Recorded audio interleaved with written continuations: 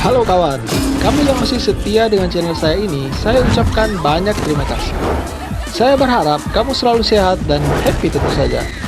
Dan seperti biasa, bersama saya Michael, kali ini saya ingin mengangkat sebuah kisah seorang gadis biasa yang tumbuh dengan self-confidence yang jauh di bawah standar. Namun siapa sangka, ternyata dia memiliki sebuah kekuatan yang maha dahsyat yang bisa membunuh sewaktu-waktu. Tapi sebelum ke alur ceritanya, seperti biasa jangan lupa di subscribe channel saya ini ya, jika alur cerita yang saya bawakan nanti cukup membuatmu terhibur. Oke, tak perlu berlama-lama, mari kita langsung ke alur cerita dari film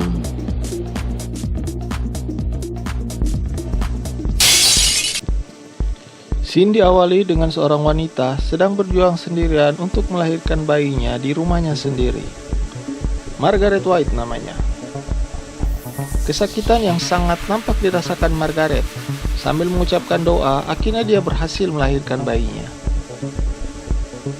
Tapi kemudian bayi tersebut hendak dibunuhnya. Namun akhirnya Margaret mengurungkan niat buruknya itu. Beberapa tahun berselang, si bayi sudah menjadi sosok gadis cantik bernama Carrie White. Namun dia tumbuh menjadi anak yang pemalu dan tidak percaya diri. Dia sering minder dengan teman-teman sekolahnya. Saat di kamar mandi sekolah, Carrie mendapati darah segar pada tubuhnya. Dia nampak ketakutan dan mulai histeris, meminta pertolongan pada teman-temannya. Menyadari bahwa Carrie hanya mengalami menstruasi biasa, Chris dan yang lain menertawakannya dan melemparinya dengan pembalut. Namun Carrie tetap saja histeris. Chris lalu mengabadikan momen tersebut pada ponselnya. Miss Desjardins, sang guru olahraga, mendengar keributan itu lalu menghampiri dan menenangkan Carrie. Setelah agak tenang, Carrie dibawa ke kantor kepala sekolah sekalian untuk melaporkan pembulian yang sudah dilakukan yang lain kepadanya. Setelahnya, Carrie dijemput ibunya di sekolah kembali ke rumah. Dia mempersalahkan ibunya kenapa tidak pernah menjelaskan padanya tentang hal menstruasi. Tapi sebaliknya, Margaret yang seorang religius yang sesat malah menuduh Carrie sudah melakukan dosa yang besar dengan mandi bersama para wanita yang dianggapnya sebagai pendosa. Dia menyarankan Carrie untuk berhenti sekolah, tapi Carrie menolak. Gadis itu ingin hidup normal dan tidak aneh. Margaret lalu menyuruhnya dengan paksa untuk berdoa dan mengaku dosa di dalam lemari, lalu mengunci anaknya itu di dalam hingga malam hari.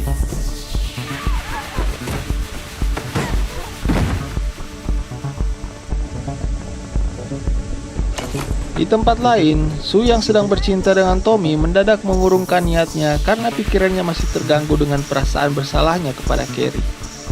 Tommy menenangkannya. Sebaliknya dengan Chris yang semakin menggila membuli Carrie dengan mengunggah video itu ke sosial media YouTube. Pastinya video tersebut langsung menyebar cepat. Besoknya, seluruh siswa perempuan mendapat hukuman lari dari Miss Desjardins atas perbuatannya yang sudah membuli Carrie. Dan barang siapa yang tidak mengikuti instruksinya akan diskors dan dilarang mengikuti prom. Chris lalu mencoba melawan gurunya itu dan memanas-manasi yang lain. Namun hasil, ancaman tidak mengikuti prom cukup membuat yang lain mengabaikan celotehan Chris dan terus menjalani hukuman. Chris kecewa dan meninggalkan mereka.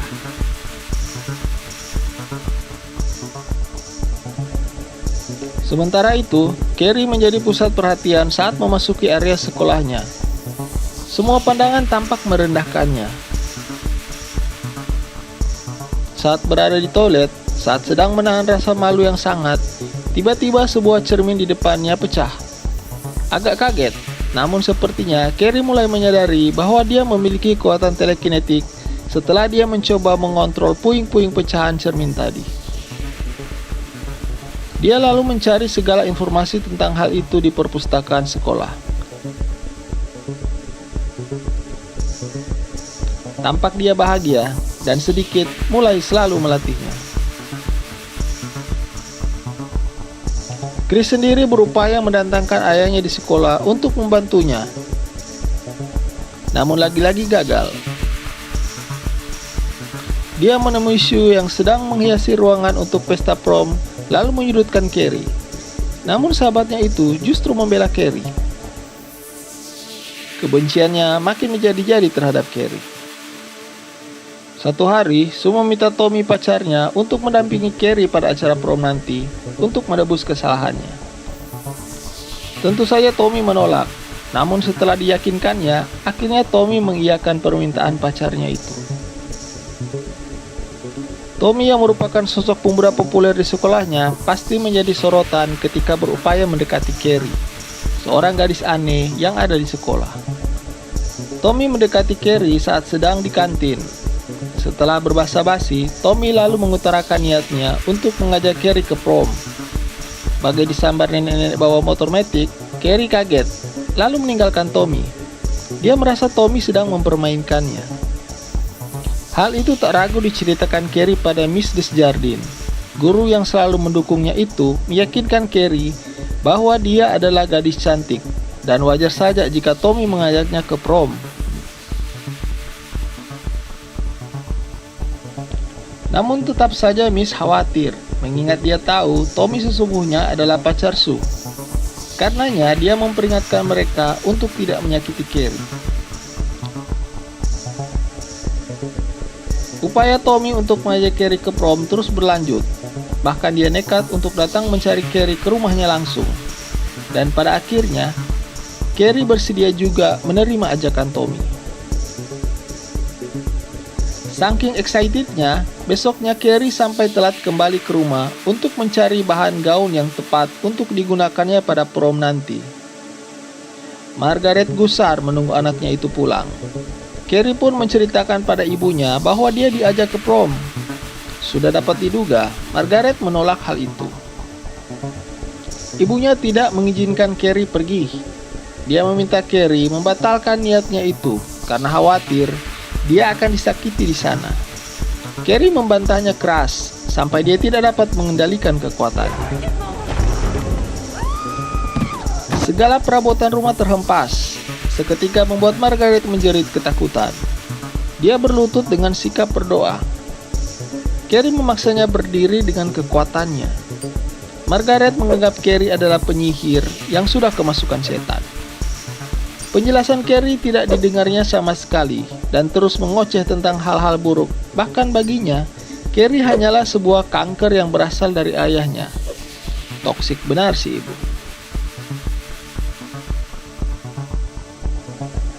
Di tempat lain, terlihat Chris bersama Billy pacarnya dan dua orang temannya sedang mengendap-endap memasuki sebuah peternakan babi. Di situ mereka menyembelih seekor babi dan mengambil darahnya. Selanjutnya mereka membawa seember darah babi segar ke lokasi akan diadakan prom nantinya. Darah babi itu diikatkan tepat di atas panggung. Sebuah rencana jahat sedang disusun sepasang kekasih ini.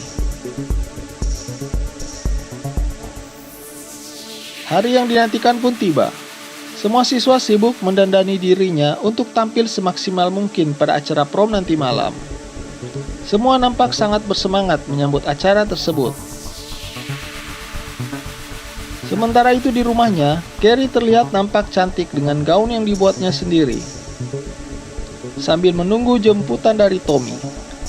Lagi-lagi berbagai cara Margaret terus berupaya mencegah anaknya itu untuk pergi dan meminta anaknya itu untuk memohon pengampunan pada Tuhan sebelum terlambat. Hal itu sama sekali tidak lantas membuat Carrie membatalkan niatnya. Saat Tommy sudah di depan rumah, perempuan tua itu terus mengucapkan hal-hal yang negatif tentang Carrie. Muak Carrie mendengarnya. Terpaksa dia lalu menyumpal mulut ibunya dan mengurung ibunya itu di dalam lemari dengan kekuatannya.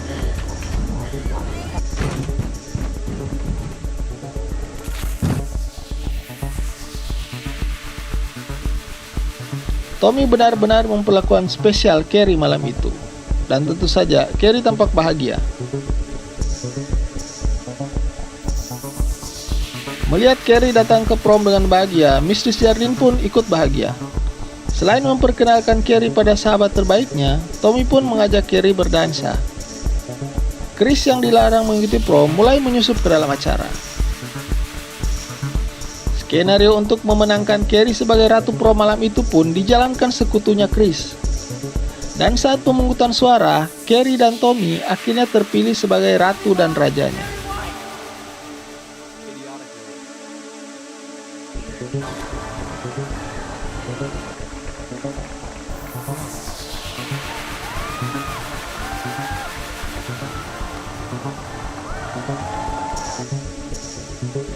Carrie merasa seperti terbang menembus 9 cakrawala saat berada di atas panggung. Namun petaka akhirnya menimpanya. Darah babi yang sudah dipersiapkan Chris dan Billy tumpah tepat jatuh di kepala Carrie. Seluruh tubuhnya bermandikan darah. Sayangnya, Sue datang terlambat setelah mengetahui niat jahat dari sahabatnya Chris. Tidak sampai di situ saja, video unggahan Chris yang membuli Carrie mendadak muncul pada layar LCD yang ada di ruangan itu. Sontak semua yang ada menertawakan Carrie. Tommy yang kebingungan dengan apa yang sedang terjadi, tewas setelah ditimpa oleh ember berbahan baja yang lepas dari ikatannya. Peristiwa demi peristiwa yang terjadi begitu cepat dalam waktu singkat itu pun membangkitkan amarah sosok monster yang sedang tidur nyenyak. Carrie pun mengamuk.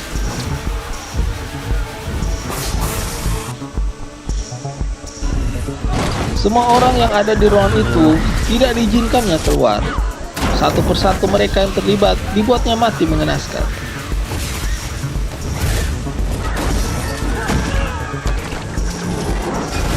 Terlebih dengan aktor utamanya Chris dan Bill. Berencana kabur keluar kota, keduanya dicegat Carrie di jalan. Mobil yang ditumpanginya dihempaskan Carrie ke pom bensin hingga membuatnya meledak dan terbakar. Keduanya tewas di dalam mobil.